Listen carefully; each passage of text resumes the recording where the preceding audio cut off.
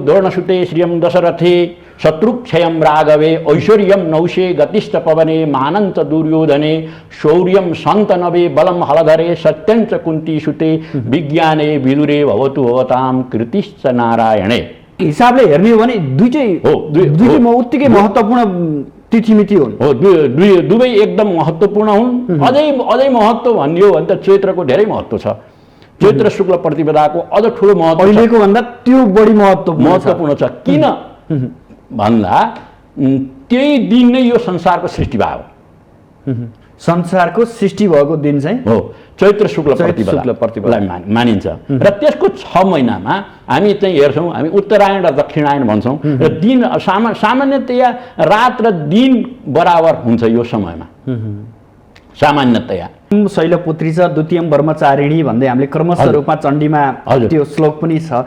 यो भनिदिनुहोस् न, प्रथम शैलपुत्रीदेखि लिएर क्रमशः हामीले देवीहरूको दैनिक पूजा चाहिँ किन गर्छौँ? त्यो शक्तिबाट, उनीहरूको पूजाबाट हामीलाई कस्तो खालको शक्ति प्राप्त हुन्छ? ती देवीका चाहिँ 9वटा रूप हुन्। विशेष गरेर विभिन्न किसिमका 9वटा रूपहरू हुन्। 3टा महत्त्वपूर्ण दिनहरूमध्येमा यो दसैँ विजयादशमी चाहिँ एउटा हो। त्यसमा अर्को के हो भन्दा अर्को चैत्र शुक्ल प्रतिपदा र कार्तिक शुक्ल प्रतिपदा, यी 3वटा तिथि अत्यन्त महत्त्वपूर्ण छन्। र ती मध्येमा यो दसैँ एक हो। कतै दशमीको दिन मात्रै हामीले टीका लगाउँछौँ, कतै पूर्णिमासम्म पनि टीका लगाएको पाउँछौँ। यो फरक के छ? यो 5 दिन टीका लगाउनु पर्यो हो? एकदम चाहिँ हजुरले सही भन्नुभयो। हाम्रो गाउँमा पनि, हाम्रो गाउँतिर, मेरो घर अर्घाखाँची हो, हाम्रो अर्घाखाँचीतिर 1 दिन मात्रै लगाउने प्रचलन छ। अहिले चाहिँ अब काठमाडौँतिर अनि दाङतिर पनि चाहिँ 5 दिन लगाउने प्रायः जसो नेपालको पूर्वी क्षेत्रतिर 5 दिनसम्म लगाएको पाइन्छ र पश्चिम क्षेत्र यो दलितहरूमा पनि अलि 5 दिनसम्म लगाएको पाइन्छ। एकदम सही भन्नुभयो। र यो चाहिँ वास्तवमा 5 दिन लगाउनु राम्रो, मेरो विचारमा पनि राम्रै हो। किन भन्दा चाहिँ सबै घरमा चाहिँ पुग्न सकिएको हुँदैन। सबै इष्टमित्रको घरमा, सबै मान्यजनको घरमा एकै दिनमा पुग्न चाहिँ सकिँदैन।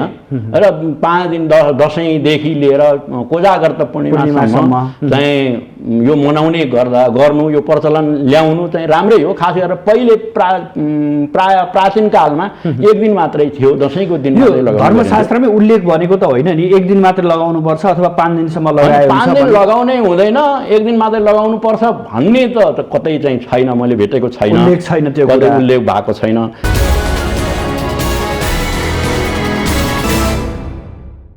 नेपालीहरूको महान चाड शुभ विजयादशमीको अवसरमा सम्पूर्ण नेपालीहरूमा हार्दिक मङ्गलमय शुभकामना। दर्शकबिन नमस्कार। आजको सन्दर्भ कार्यक्रममा यहाँहरूलाई हार्दिक स्वागत छ। म सुदर्शन आचार्य। दर्शकबिन, आज विजयादशमी अन्तर्गतको 10औं दिन हामीले मान्यजनको हातबाट टीका, जमरा र आशीर्वाद ग्रहण गरिसकेका छौँ। र आज हामी यही दसैँ र यसको महत्त्वका विषयमा प्रसङ्ग उठान गर्नेछौँ। खास गरी दशमी, दसैँ र यसको महत्त्व के छ, हामी यो पर्वलाई यति महत्त्वका साथ किन मनाइरहेका छौँ, यससँग जोडिएको त्यो धार्मिक महत्त्व र आजको दिनमा दसैँको सान्दर्भिकता कस्तो छ भन्ने विषयमा पनि हामी जोडिनेछौँ। साथसाथै नेपालका धर्म, संस्कृति, रीतिरिवाजहरू आगामी पुस्तालाई हामीले कसरी पुस्तान्तरण गर्दै जाने र यसलाई कसरी संरक्षण र सम्वर्धन गर्ने भन्ने कुरा पनि हामी जोडिनेछौँ। यसका लागि आज हाम्रो अतिथिको रूपमा नेपाल संस्कृत विश्वविद्यालयका सह प्राध्यापक डाक्टर वासुदेव खनाल हुनुहुन्छ। उहाँ धर्मशास्त्रविद पनि हुनुहुन्छ। उहाँलाई स्वागत गरौँ। गुरु, स्वागत छ यहाँलाई माउन्टेन टेलिभिजन। धन्यवाद। हामी दसैँको माहौलमा छौँ। आज विजयादशमी, हजुर, टीका ग्रहण गऱ्यौँ, हजुर, आशीर्वाद पनि प्राप्त गऱ्यौँ। हजुर, अब सरसर्ती यो दसैँको महत्त्व र नेपालीहरूले यो विजयादशमी अथवा दसैँ मनाउँदै गर्दा अनिवार्य रूपमा पालना गर्नुपर्ने नियम र यो धर्मसँग कसरी जोडिँदै आयो यो विषयमा यहाँबाट प्रसङ्ग सुरु गर्छु म। धन्यवाद। यो धर्म भनेको जीवन पद्धति हो। खास गरेर हामी बिहान उठेदेखि राति नसुत्दासम्म, जन्मेदेखि मृत्युसम्म हामीले जुन क्रियाकलापहरू शास्त्रीय विधि अनुसार गर्नुपर्छ त्यही नै धर्म हो। र जहाँसम्म यो विजयादशमीको प्रसङ्ग छ यसमा विशेष गरेर 5 प्रकारका कुराहरू, ऐतिहासिक महत्त्वहरू देखिन्छन्। 5 प्रकार विशेष गरेर जसमा चाहिँ मान्यजनहरूको आशीर्वाद ग्रहण गर्ने एउटा भयो। अर्को चाहिँ अपराजिताको पूजा, अर्को शमी पूजा, अर्को सीमोल्लङ्घन भन्छ, हामी सीमाबाट केही टाढा गएर फेरि फर्केर, सीमाबाट केही टाढा गएर शमीको पूजा गरेर फेरि फर्कने यो प्राचीन परम्परा छ। त्यो परम्परा अहिले सायद कतै कतै होला, छैन भन्न पनि सकिँदैन। त्यो एउटा। अनि अर्को चाहिँ यो दिन अत्यन्त महत्त्वपूर्ण, वर्षका 3टा महत्त्वपूर्ण दिनहरूमध्येमा यो दसैँ विजयादशमी चाहिँ एउटा हो। त्यसमा अर्को के हो भन्दा अर्को चैत्र शुक्ल प्रतिपदा र कार्तिक शुक्ल प्रतिपदा, यी 3वटा तिथि अत्यन्त महत्त्वपूर्ण छन् र ती मध्येमा यो दसैँ एक हो। र जहाँ अब मैले चाहिँ प्रसङ्ग उठाएँ 5वटा प्रसङ्ग। हजुर। 5वटा प्रसङ्गहरूमध्येमा पहिलो चाहिँ कुरा के हो भन्दा हामी मान्यजनहरूको आशीर्वाद ग्रहण गर्ने, यो हाम्रो विशेष गरेर नेपाली परम्परा हो।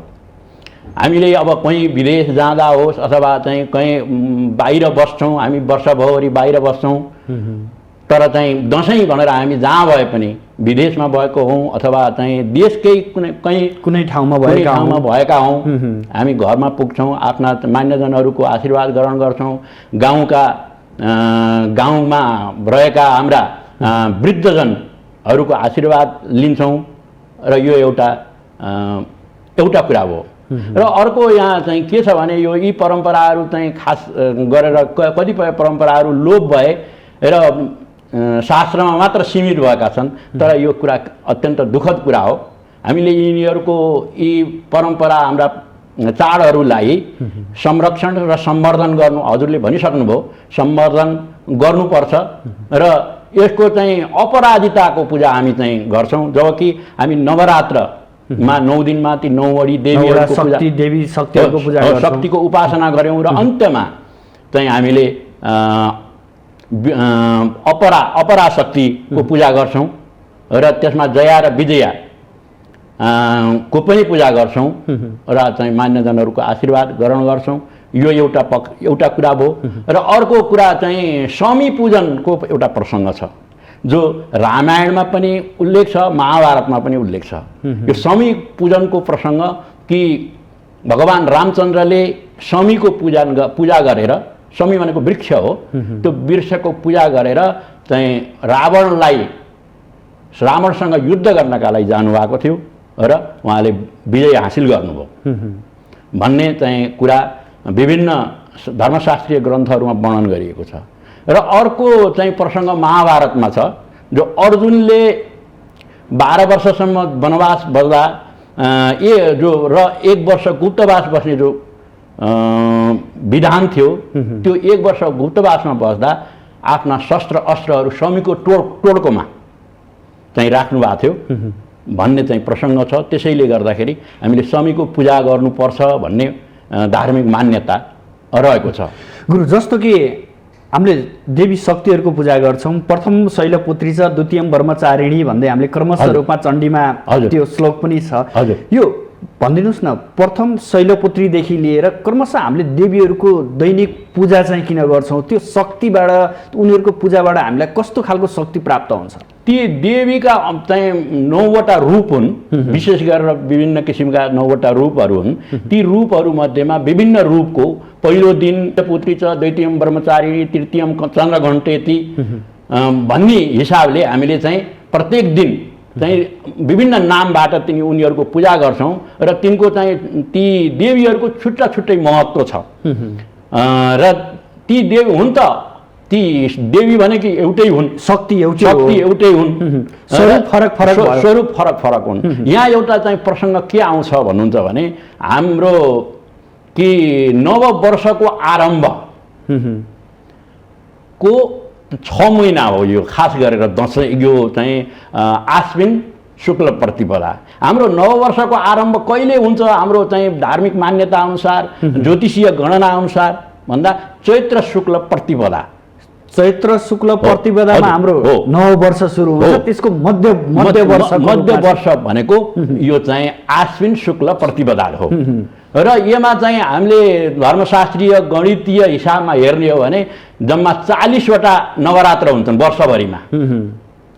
20-20मा चाहिँ 20वटा नवरात्र चाहिँ चैत पछि र फेरि 20वटा नवरात्र चाहिँ यो आश्विन पछि।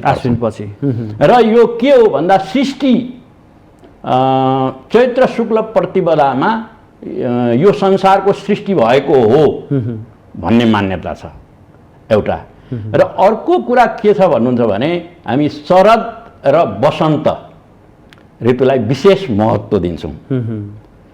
शरद ऋतु हाम्रो कविहरूले पनि शरद र वसन्त ऋतुको ठुलो महत्त्व का साथ वर्णन गरेको प्राय जसो कविताहरू हेर्ने हो भने शरद र वसन्त ऋतुमै जोडिएका कुराहरू हुन्छन्। र यो चाहिँ शरद र वसन्त के हो भन्दा विषुवत पनि हो।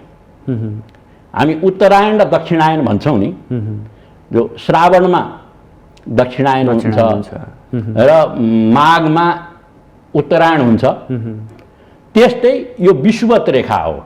यो विषुवत भनेर चाहिँ भन्छौँ। यो आश्विन शुक्ल प्रतिपदालाई विषुवत र चैत्र शुक्ल प्रतिपदालाई विषुवत भनेर भन्छौँ। अब यहाँ के छ भन्दा यो अग्निसोमीय, हाम्रो धर्मशास्त्रीय ग्रन्थहरूमा यसलाई अग्निसोमीय भनिन्छ। अग्नि भनेको तापको स्वरूप हो, सोम भनेको शीतलताको प्रतीक हो, ताप र शीतलताको प्रतीकको रूपमा। अब अबदेखि हामी शीतलतातिर जाँदैछौँ। यो चाहिँ आश्विन शुक्ल प्रतिपदादेखि लिएर हामी जो हामीले विषुवत मनाइसक्यौँ र त्यहीँदेखि घटस्थापना हुन्छ। र हामी यो चाहिँ हाम्रो परम्परामा किन भन्दा चैत्र महिनामा पनि हामीले घटस्थापना त्यही विधिले पहिले चाहिँ गर्ने गर्दथ्यौँ।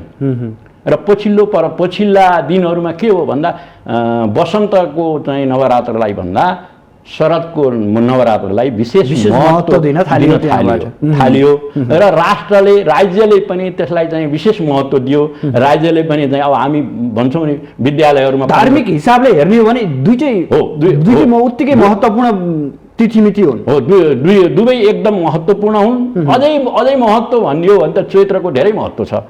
चैत्र शुक्ल प्रतिपदाको अझ ठुलो महत्त्व अहिलेको भन्दा त्यो बढी महत्त्वपूर्ण छ। किन भन्दा त्यही दिन नै यो संसारको सृष्टि भयो।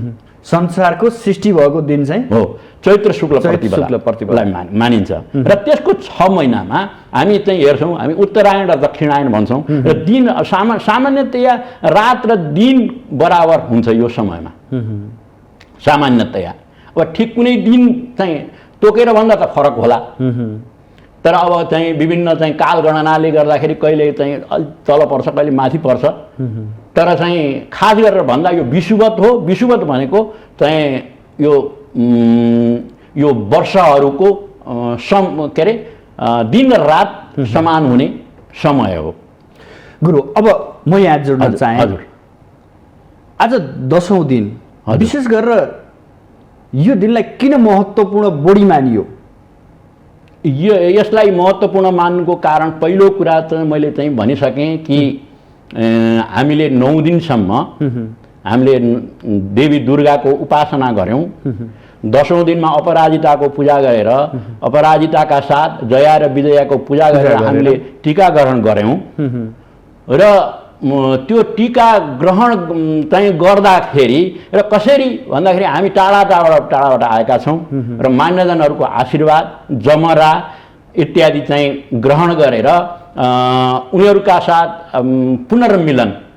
अब हाम्रो गाउँ घरमा अनेक किसिमका चाहिँ दाजुभाइ दिदीबहिनी अरू हुनुहुन्छ, उहाँहरूका साथ पुनर्मिलन पनि यो समयमा हुन्छ। कोही रिस रागका कारण केही वैमनस्यता भएको भए पनि यो दिन चाहिँ गएर भेटेर उहाँको आशीर्वाद लिएर त्यो चाहिँ पुराना दिनहरूलाई बिर्सेर नयाँ रूपमा हामीले त्यसलाई लिन्छौँ र नयाँ वर्ष अबका दिनहरू चाहिँ हाम्रा चाहिँ राम्रा हुन्, सुमधुर हुन्, हाम्रो सम्बन्ध सुमधुर होस् भन्ने हिसाबले चाहिँ आशीर्वाद ग्रहण गरेर यो एउटा दसैँको टीका ग्रहण गर्दै गर्दा दिने श्लोक छ नि, त्यो पनि भनिदिनुहोस् न।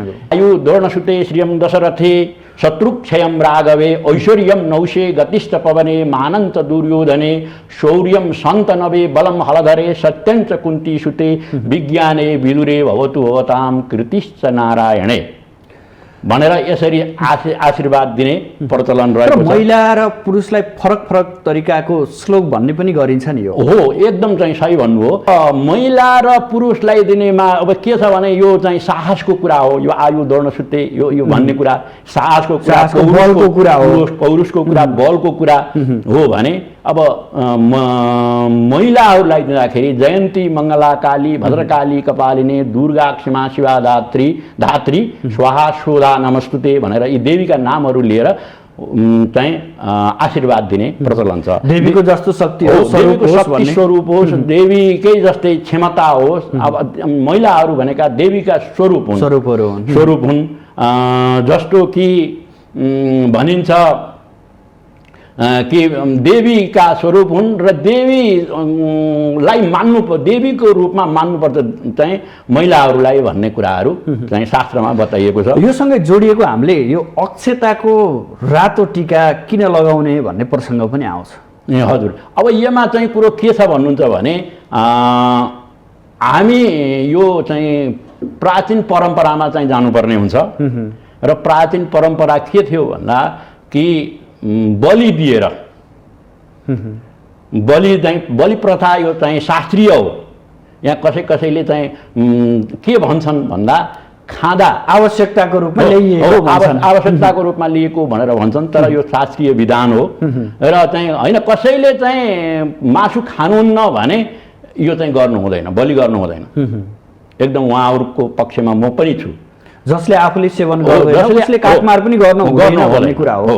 अब जसले चाहिँ मासु खान्छ अनि चाहिँ यो गर्न हुँदैन भनेर चाहिँ जो प्रचारबाजी गर्छन् त्यो चाहिँ गलत हो।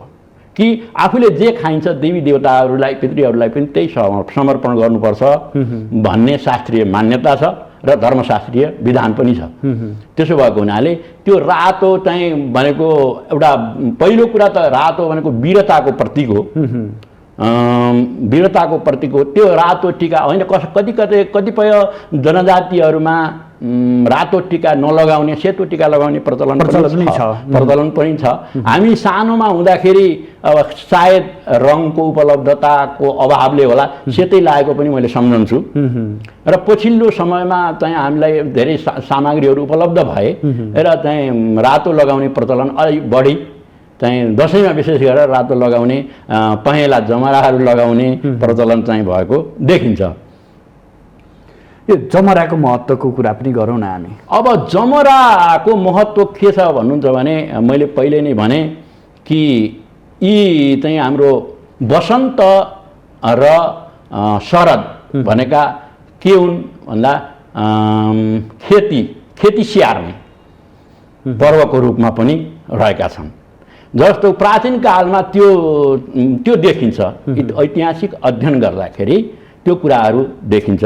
जस्तो कि हामी चैतमा हामी चाहिँ के गर्छौँ भन्दा जौ स्याहार्छौँ भने अहिले चाहिँ के गर्छौँ भन्दा जौ रोप्छौँ र त्यो अनि अहिले चाहिँ के स्याहार गर्छौँ, स्याहारिसकेका छौँ भन्दा मकै स्याहारिसकेका छौँ, हाम्रो विशेष अन्नबाली, अनि धान स्याहार्ने क्रममा छौँ र यो चाहिँ समयको चाहिँ लाई लिएर विशेष गरेर अब हामी अहिले चाहिँ बारीहरूमा हेर्नुहोस्, अब अहिले त बर्खा धेरै लामो समय भयो होइन भने चाहिँ बारीमा हरियो गहुँ उम्रिसकेको हुन्थ्यो। त्यस्तो अवस्थामा त्यो चाहिँ यसलाई हामीले के पनि वैज्ञानिक रूपमा के पनि भन्न सक्छौँ भन्दा अहिले चाहिँ परीक्षण गर्छौँ नि, अहिले यो बिउ उम्रन्छ कि उम्रन्न भनेर जो परीक्षण गर्छौँ नि, हाम्रा ऋषिमुनिहरूले हाम्रा पूर्वजहरूले त्यो परीक्षण त्यसरी गर्नुभएको थियो कि परीक्षणको रूपमा पनि लिन सकियो। हो, परीक्षणको रूपमा पनि त्यसरी गर्नुभएको थियो र त्यो दशैंको दिन चाहिँ त्यसलाई ल्याएर चाहिँ कानमा सिउरेर अथवा चाहिँ टोपीभित्र चाहिँ सिउरेर लगाएर चाहिँ एउटा चाहिँ हरियाली अथवा चाहिँ पहेँलो एउटा चाहिँ रातो टिकाका साथ चाहिँ पहेँलो जमरा लगाउँदाखेरिको जुन दृश्य जुन हुन्छ त्यो चाहिँ को अपूर्व महत्त्व रहेको देखिन्छ र धर्मशास्त्रीय ग्रन्थहरूमा खास गरेर यो चाहिँ वसन्त र चाहिँ जो शरद ऋतु हुन् ती चाहिँ हाम्रो खेती स्याहार्ने वर्षको रूपमा समयको रूपमा चाहिँ लिइन्छ हाम्रो धर्मशास्त्रीय ग्रन्थहरूमा। कतै कतै दशमीको दिन मात्रै हामीले टीका लगाउँछौँ, कतै पूर्णिमासम्म पनि टीका लगाएको पाउँछौँ। यो फरक के छ? यो 5 दिने टीका लगाउनु पर्यो? एकदम चाहिँ हजुरले सही भन्नुभयो। हाम्रो गाउँमा पनि, हाम्रो गाउँतिर मेरो घर अर्घाखाँची हो, हाम्रो अर्घाखाँचीतिर 1 दिन मात्रै लगाउने प्रचलन छ। अहिले चाहिँ अब काठमाडौँतिर अनि दाङतिर पनि चाहिँ 5 दिन लगाउने प्रायः जसो नेपालको पूर्वी क्षेत्रतिर 5 दिनसम्म लगाएको पाइन्छ र पश्चिम क्षेत्र यो दलितहरूमा पनि अलि 5 दिनसम्म लगाएको पाइन्छ। एकदम सही भन्नुभयो। र यो चाहिँ वास्तवमा 5 दिन लगाउनु राम्रो, मेरो विचारमा पनि राम्रै हो। किन भन्दा चाहिँ सबै घरमा चाहिँ पुग्न सकिएको हुँदैन, सबै इष्टमित्रको घरमा, सबै मान्यजनको घरमा एकै दिनमा पुग्न चाहिँ सकिँदैन र 5 दिन दशैंदेखि लिएर कोजागर्त पूर्णिमासम्म चाहिँ यो मनाउने गर्नु, यो प्रचलन ल्याउनु चाहिँ राम्रै हो। खास गरेर पहिले प्राय प्राचीन कालमा 1 दिन मात्रै थियो, दशैंको दिन मात्रै लगाउनु। धर्मशास्त्रमै उल्लेख भनेको त होइन नि 1 दिन मात्र लगाउनु पर्छ अथवा 5 दिनसम्म लगायो। 5 दिन लगाउनै हुँदैन, 1 दिन मात्रै लगाउनु पर्छ भन्ने त कतै चाहिँ छैन, मैले भेटेको छैन, उल्लेख छैन, त्यो कतै उल्लेख भएको छैन। यो विजया दशमीदेखि कोजागर्त पूर्णिमासम्म यो दशैं नै हो र जहिले अनुकूल हुन्छ तहिले लगाए हुन्छ। मान्यजनको आशीर्वाद लिने कुरा हो, आशीर्वाद त जहिले पनि लिइन्छ, तर विशेष गरेर यो दशैंको आशीर्वाद चाहिँको विशेष महत्त्व भएको हुनाले कोजागर्त पूर्णिमासम्म लिँदा राम्रै हुन्छ जस्तो मलाई पनि लाग्छ। हाम्रा चाहिँ पुर्खाहरूले यो प्रचलन गर्नुभयो, राम्रै गर्नुभयो जस्तो लाग्छ मलाई। अर्को कुरा, यो जनजातिहरूले दशैं नमनाउने पनि भनेको देखिन्छ, सुनिन्छ। यो रावणसँग जोडिएको, रावणलाई जनजातिभित्र राखेको र रामले उसको वध गरेको हिसाबले त्यो चाहिँ गलत हो। रावण भनेको राक्षस हो, जनजाति भनेको यो चाहिँ उनीहरू राक्षस होइनन्, उनीहरू हाम्रै वैदिक सनातन धर्मका एक अङ्ग हुन्। ब्राह्मण, क्षत्रिय, वैश्य र शूद्र भनेर 4 गणना गरिएको छ, 4 जातिको। अब त्यस मध्येमा पनि अझै प्राचीन कालको कुरा गर्ने हो भने ब्राह्मण, क्षत्रिय र वैश्य मात्रै थिए, 3 जाति थिए। पछि चाहिँ सेवाको हिसाबले, शुश्रूषाको हिसाबले शूद्र जातिको व्यवस्था गरिएको चाहिँ देखिन्छ पछिल्लो समयमा। पहिले चाहिँ सुरुमा त्यही हो र 3वटा थिए, पछिबाट त्यही व्यवस्थाभित्र फेरि एउटा व्यवस्थाभित्र चाहिँ थपिएको देखिन्छ। जस्तो कि त्रयी भन्दा बित्तिकै ऋग्वेद, यजुर्वेद र सामवेद बुझिन्थ्यो र पछि चाहिँ अर्को वेद पनि थपियो, अथर्ववेद। त्यस्तै ब्राह्मण, क्षत्रिय, वैश्य र शूद्र मध्येमा पहिले 3 वर्णहरू थिए र यहाँ दशैंको महत्त्वमा पनि यहाँ चाहिँ त्यो देखिन्छ।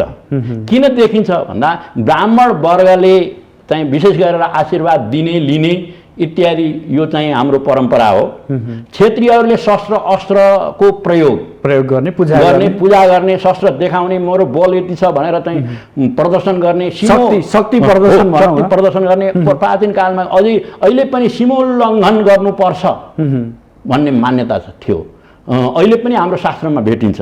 र सीमोल्लङ्घन भनेको के हो भन्दा मेरो सीमालाई चाहिँ यही सीमाभित्र सीमित हुने होइन।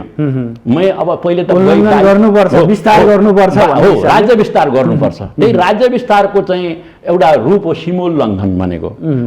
अब यो चाहिँ 6 महिनासम्म चाहिँ हामीले शक्ति आर्जन गरेर, शक्तिलाई चाहिँ सञ्चय गरेर चाहिँ दसैँको दिन, विजयादशमीको दिन चाहिँ हामी शक्तिका साथ, विशेष शक्तिका साथ शस्त्र अस्त्रहरू लिएर चाहिँ बाहिर निस्किने भनेको के हो भन्दा शत्रुलाई जित्नका निम्ति, शत्रुलाई परास्त गर्नका निम्ति सीमा उल्लङ्घन गर्ने यो प्रचलन थियो। र अब आयो वैश्यको कुरा। वैश्यको वैश्यको चाहिँ के हो भन्दा कृषि वाणिज्य, यो कृषि उत्सव।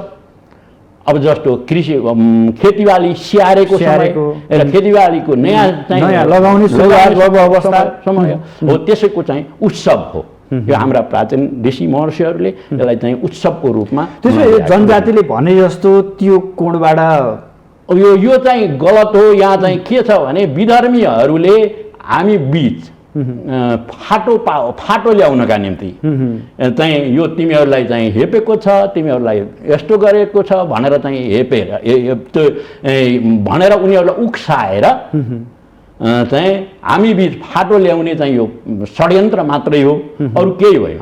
यहाँ कसैले हेपेको छैन, उनीहरूको आफ्नो काम छन्।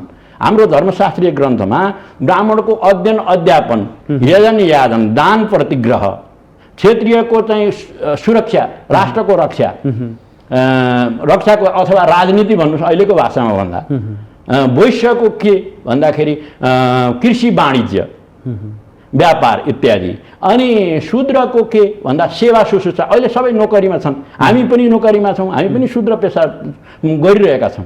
अब यो हिसाबले त हामी केही फरक छैनौँ।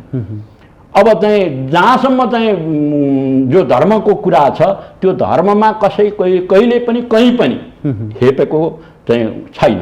जस्तो हाम्रो शरीर भनेको हाम्रो धर्मशास्त्रीय ग्रन्थमा, वेदमा चाहिँ के भनेको छ भन्दाखेरि यो टाउकोलाई ब्राह्मण भन्छ। टाउको के हो भन्दा चाहिँ ज्ञान विज्ञानको कुरा हामीले सिक्ने, उपदेश दिने इत्यादि के हो टाउकोबाट हुन्छ। बाहु भनेको क्षेत्रीय हो स्वरूप हो, बाहु हात हो, बल हो। उरु भनेको चाहिँ कर्मको प्रतीक हो, चाहिँ उनीहरूलाई वैश्य भनिन्छ। र हिँड्ने डुल्ने घुम्ने के हो खुट्टाको काम हो, त्यसलाई शूद्र भनेर भनिन्छ। हाम्रो शरीरभित्र 4वटा चाहिँ वर्ण छन् जुन एक आपसमा आवश्यकताका कुराहरू हुन्। हो, खुट्टा नभएर पनि हामी चल्न सक्दैनौँ, बाहु भएन पनि चल्न सक्दैनौँ, टाउको भएन भने हामी चाहिँ कुनै कुरा सोच्न सक्दैनौँ। अब यस्तो कुरामा चाहिँ गुरु अर्को कुरा नि, यो दसैँको समयमा भुइँ छोड्नुपर्छ भनेर पिङ खेल्ने चलन पनि छ। यो धर्मशास्त्रसँग जोडिएको हो कि अथवा हाम्रो सामाजिक मूल्य मान्यतासँग मात्रै जोडिएको कुरा हो? यो भुइँ छोड्ने भनेको त्यही मैले भर्खरै भने सीमा उल्लङ्घन भनेर भनेका छौँ। सीमा भुइँ भनेको हाम्रो आफू बसेको ठाउँलाई छोड्ने। अब त्योलाई लगेर पिङमा गएर सीमित भएको मेरो विचारमा त्यस्तो चाहिँ त्यतिखेर विस्तारको कुरामा थियो, अहिले चाहिँ भुइँ छोडेर एउटा पिङमा गएर एउटा मनोरञ्जन, भुइँ पनि छोडियो एउटा मनोरञ्जन पनि भयो, मलाई त्यस्तो लाग्छ। अब त्यसको विशेष महत्त्व कुनै कतै चाहिँ छ भने त अब हुनसक्छ, अब छैन भनेर शास्त्रहरू अनेक छन्, अनन्त छन्। त्यो अनन्त शास्त्र भएको अवस्थामा अब मैले छँदै छैन कहीँ कतै छैन, यो होइन गलत हो म भन्न चाहिँ सक्दिनँ, तर चाहिँ मैले अहिलेसम्म भेटाएको चाहिँ छैन। यो सीमा उल्लङ्घनको एउटा रूप नै हो जस्तो लाग्छ मलाई। अब अलि यसभित्रका व्यतिथिको कुराकानी गरौँ। पछिल्लो समय हामीले जसरी हाम्रा धर्म संस्कृति रीतिरिवाजहरूलाई संरक्षण गर्नु पर्थ्यो, सम्वर्धन गर्नु पर्थ्यो, त्यो छैन। अलि हामी विकसिततातर्फ उन्मुख भयौँ कि हाम्रा रीतिरिवाजहरू, परम्पराहरू, जुन संस्कारहरू छन् तिनीहरूलाई बिर्स्यौँ कि जस्तो पनि देखिन्छ। हामी कहाँनिर चुकेका छौँ? हामीले किन यसलाई संरक्षण गर्न सकिरहेका छैनौँ? किन हामी अलि पश्चिमा देशहरूसँग अलि नजिक हुन लाग्यौँ? अब यो कारण के हो भने यो शिक्षा हो। हामीले शिक्षा चाहिँ बाह्य शिक्षा ग्रहण गऱ्यौँ, आफ्नो अन्तर शिक्षा भन्नुको अर्थ हाम्रो वैदिक शिक्षा, सनातन शिक्षा हामीले छोड्यौँ। हाम्रो चाहिँ दसैँ किन मनाउँछौँ भन्ने कुरा पनि सामान्य चाहिँ मानिसलाई थाहा नहुने अवस्था आइसक्यो। यो चाहिँ मैले अहिले कुरा गरेँ यी दसैँका 5 महत्त्वका कुरा। अब यी कुराहरूका सम्बन्धमा सायद धेरैलाई थाहा छैन, किन भन्दा हामीले यो कुरा छोडिसक्यौँ। त्यस्तै कुराले गर्दा हाम्रो चाहिँ हाम्रो दसैँको महत्त्व अथवा हाम्रा कुनै पनि चाडपर्वहरूको महत्त्वलाई हामीले बिर्स्यौँ। धार्मिक महत्त्व, सांस्कृतिक महत्त्व, ऐतिहासिक महत्त्व जो छ हामीले बिर्स्यौँ। त्यो बिर्सेका कारण नै यस्तो भएको हो जस्तो मलाई त लाग्छ। यसमा राज्यले भूमिका खेल्न सकेन कि अथवा यहाँहरू जस्तो दिग्गज व्यक्तिहरूले भूमिका खेल्न सक्नु भएन कि अथवा कहाँनिर कमजोरी देखियो भन्ने कुरा हो? हजुरले चाहिँ फेरि दोहोऱ्याउनु भयो। म अझै चाहिँ गहिरो कुरामा म पुग्छु। के हो भन्दाखेरि खास गरेर नेपालको शिक्षाका सम्बन्धमा शिक्षालाई कहिलेदेखि विशेष आमूल परिवर्तन गरियो भन्दा 2028 सालमा जो पञ्चायत कालमा चाहिँ शिक्षालाई चाहिँ व्यावसायिक शिक्षाको नाममा परिवर्तन गरियो। परिवर्तन हाम्रो परम्परागत जो संस्कृत शिक्षा थियो त्यसलाई उन्मूलन गरियो, पुरै देशबाटै उन्मूलन गरियो र अझै चाहिँ जो 7-8 सम्म चाहिँ पहिले पढिन्थ्यो त्यसलाई चाहिँ माओवादी जनयुद्धको नाममा ध्वस्त गरियो। त्यहीदेखि अब यहाँ चाहिँ के छ भन्दा विधर्मीहरूले यहाँको हाम्रो संस्कृति, परम्परा, संस्कार इत्यादिलाई सम्पूर्ण ध्वस्त गरिसकेपछि यहाँ धर्मान्तरण गर्न सजिलो हुन्छ भनेर उनीहरूले विशेष उद्देश्यका साथ यो शिक्षालाई नै हाम्रो चाहिँ परिवर्तन गरिदिएको। भन्दै गर्दा हामी कहाँ कमजोर हुँदै गएछ, तर पश्चिमा देशहरूले यही हाम्रो शिक्षा, बौद्धिक शिक्षालाई पढाइरहेको पनि देखिन्छ हामीले कुनै कुनै विश्वविद्यालयमा। एकदम हजुरले सही भन्नुभयो। मैले एउटा अनुसन्धान गरेको थिएँ नेपाल संस्कृत विश्वविद्यालयमा पर्यटन शिक्षा भन्ने एउटा चाहिँ लघु अनुसन्धान गरेको थिएँ केही समय अगाडि विश्वविद्यालय अनुदान आयोगको सहयोगमा र मैले त्यहाँ उल्लेख गरेको छु भोलिका दिनमा हामी यस्तै छोड्दै गयौँ भने हाम्रो परम्परागत शिक्षा, संस्कृति इत्यादिको अध्ययन गर्न हामी अमेरिकाका कुनै विश्वविद्यालयमा, बेलायतका कुनै विश्वविद्यालयमा हाम्रै शिक्षा हामी पढ्नलाई अब त्यहाँ पुग्नुपर्ने अवस्था त्यो आउन सक्छ। हामी यस्तै गरेर चाहिँ हामी गर्दै गयौँ, हाम्रो परम्परागत शिक्षालाई छोड्दै गयौँ। हामीले हाम्रो कर्तव्य के हो, हाम्रो धर्म के हो, हाम्रो जीवन पद्धति के हो, यी सबै कुरालाई हामीले बिर्स्यौँ भने हामी त्यहाँ अवश्य पनि पुग्न सक्छौँ। हाम्रो यो धर्म संस्कृति कमजोर भएर हामीले अरूको अनुसरण गरे हो कि अथवा हामी नक्कल गर्न माहिर छौँ र हामीले नक्कल गरिदिया हो? अब त्यस्तो चाहिँ होइन। हेर्नुहोस्, मलाई चाहिँ के लाग्छ भने अहिले केही चाहिँ फेरि पुनर्जागरण सुरु भएको छ। विद्यापीठहरू, गुरुकुलहरू खुल्दै गएका छन् र केही पुनरुत्थान होला जस्तो मैले चाहिँ विश्वास गरेको छु र हाम्रो शिक्षालाई पुनर्जीवन दिनुपर्छ, वैदिक सनातन धर्मलाई पुनर्जीवन दिनुपर्छ र यसप्रति जो नकारात्मक भावना फैल्याउने प्रयत्न गरिएको छ। हजुरले अघि भनिसक्नुभयो कि चाहिँ जनजातिहरूलाई नमनाउन चाहिँ आह्वान गर्ने, उनीहरूलाई गर्ने, तर त्यो कुरा होइन। यो के हो भन्दाखेरि यो हाम्रो धर्ममा कसैलाई भेद विभेद चाहिँ गरिएको छैन। हाम्रो शरीरका सबै अङ्ग बराबर हुन्, सबै अङ्गको आफ्नै महत्त्व छ र त्यही महत्त्वका साथ हामी अगाडि बढ्यौँ भने, हामी सबै एकजुट भयौँ भने हामीलाई कसैले चाहिँ केही गर्न सक्दैन। तर हामी अरूको चाहिँ उसमा लाग्यौँ, उक्साहटमा लाग्यौँ भने हामीले आफैलाई चाहिँ नष्ट गर्छौँ। यसमा दुविधा केही छैन जस्तो लाग्छ मलाई। हस् गुरु, यहाँसम्म आइदिनु भयो, आजको यो विशेष दिनमा समय उपलब्ध गराइदिनु भयो, यसका लागि यहाँलाई विशेष आभार। धन्यवाद। मलाई पनि यहाँ आएर केही चाहिँ धर्म, संस्कृति, परम्पराका सम्बन्धमा बोल्ने मौका दिनुभयो, त्यसका लागि धन्यवाद। दर्शकबिन, आज नेपालीहरूको महान पर्व विजयादशमी अन्तर्गतको 10औं दिन विशेष दिन हो र विशेष दिनमा आज हामी के हो त समग्रमा दशैं पर्व र यसको महत्त्व, धार्मिक सँग जोडिएको, धर्मसँग जोडिएको र ऐतिहासिकतासँग जोडिएको र आजको दिनमा दशैंको कसरी मनाइएको छ र यसलाई आगामी दिनमा कसरी संरक्षण गर्नुपर्छ र आगामी पुस्तालाई कसरी हस्तान्तरण गर्नुपर्छ भन्ने विषयमा केन्द्रित रहेर बहस गऱ्यौँ। यसका लागि नेपाल संस्कृत विश्वविद्यालयका सह प्राध्यापक डाक्टर वासुदेव खनाल हुनुहुन्थ्यो। उहाँ धर्मशास्त्रविद पनि हुनुहुन्छ। भोलि नयाँ विषयवस्तु र नयाँ अतिथिका साथ उपस्थित हुनेछु। आजलाई भने बिदा दिनुहोस्। नमस्कार।